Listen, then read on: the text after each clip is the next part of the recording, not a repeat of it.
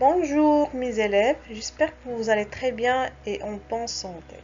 Aujourd'hui, on va entamer la dernière leçon, lire et interpréter un tableau. Pour interpréter un tableau, il faut d'abord lire et comprendre des informations dans ce tableau. Alors, un tableau est un document. Il est donc important de comprendre tous les éléments qu'il contient. Pour cela, on commence par analyser le titre, puis il faut prendre le temps de lire et de comprendre les intitulés de chaque ligne et de chaque colonne. Dans cette séance, on va voir deux types de tableaux. Le premier type, tableau simple. Prenons un exemple. Tableau de nombre d'élèves par niveau d'une école. Ce tableau comporte deux colonnes. La première colonne indique les niveaux, CP, CM2, etc. La deuxième colonne indique le nombre d'élèves correspondant à chaque niveau. Par exemple, il y a 31 élèves dans la classe de CE1. Deuxième type, tableau à double entrée. Parfois, il n'est pas possible de regrouper les données dans un tableau à deux colonnes, car il y a plus de deux types de données à présenter. On doit donc utiliser un tableau à double entrée. Prenons un exemple. Nombre de filles et garçons de chaque classe. On l'appelle tableau à double entrée parce que on voit deux entrées. Par exemple, dans cet exemple, on voit la première entrée où il y a les niveaux CP, CE1, CE2, etc. Et il y a la deuxième entrée où il y a les élèves, garçons ou filles, et le total.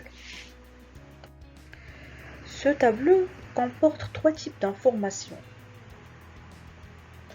Le niveau, ça veut dire CP, CE1 ou CM1. Nombre d'élèves, nombre de garçons et nombre de filles. Et total des élèves de chaque niveau. Alors maintenant, on fait ensemble une application.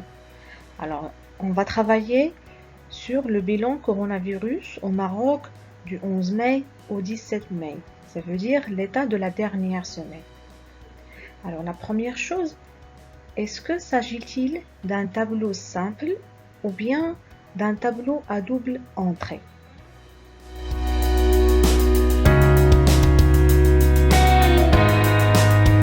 Eh bien, il s'agit d'un tableau à double entrée parce qu'on a l'entrée où il y a les jours et l'entrée où il y a le nombre de contaminations, de guérisons et de décès. Alors maintenant, je vous donne un petit moment pour bien lire et comprendre le tableau et après, je vais vous poser des questions.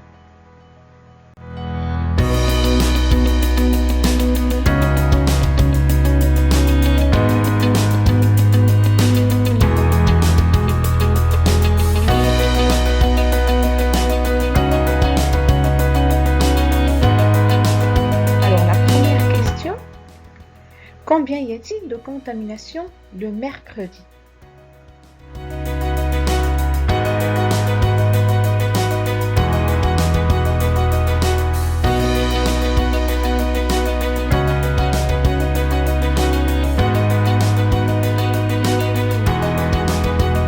Alors, je cherche dans la ligne de contamination et dans la colonne de mercredi et je trouve 94. Donc, il y a 94 contaminations le mercredi. Deuxième question. Combien y a-t-il de guérisons le samedi?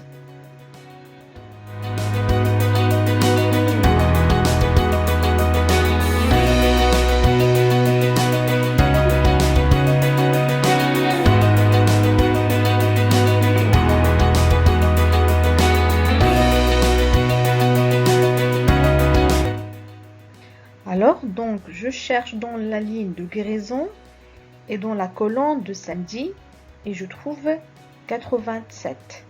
Donc, il y a 87 guérisons le samedi. Très bien.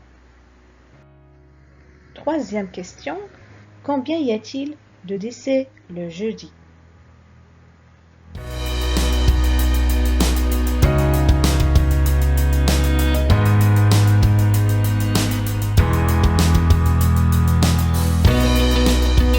Donc, je cherche dans la ligne de décès et dans la colonne de jeudi et je trouve 2.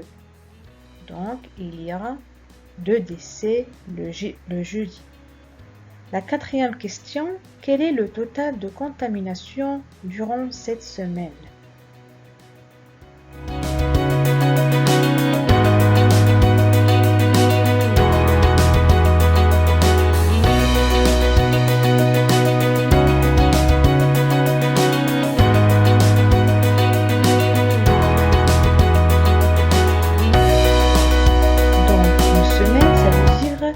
De lundi jusqu'à dimanche.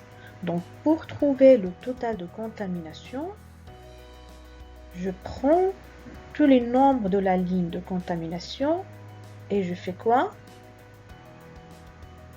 Très bien, je fais l'addition. Donc, je prends 218 plus 137 plus 94 plus 95 plus 45 plus 89 plus 129 et je fais l'addition.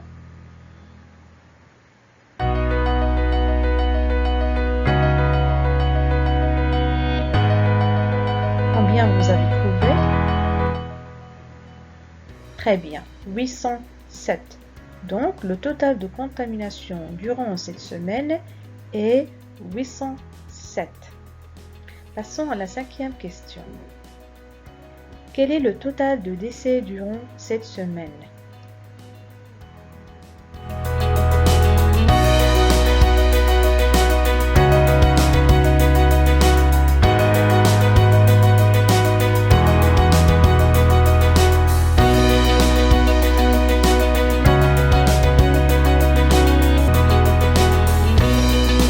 Donc c'est la même chose. Je prends les nombres de la ligne de décès. Mais là, c'est très facile parce que il n'y a pas de décès dans la plupart des jours. Il n'y a que dans jeudi et samedi. Donc, je prends 2 plus 2 égale à 4. Voilà, donc le total de décès durant cette semaine est 4 décès. Très bien. C'est tout pour cette séance. Merci pour votre attention.